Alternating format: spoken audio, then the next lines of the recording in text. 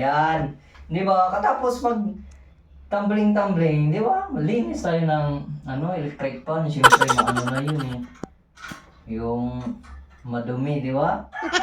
Linisan natin. Yan, oh. May mga ano pa yan, oh. May mga salag.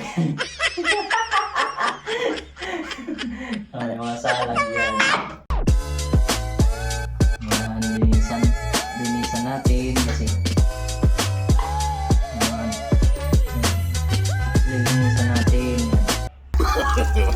No. Yan. Okay lang naman mag-tumbling.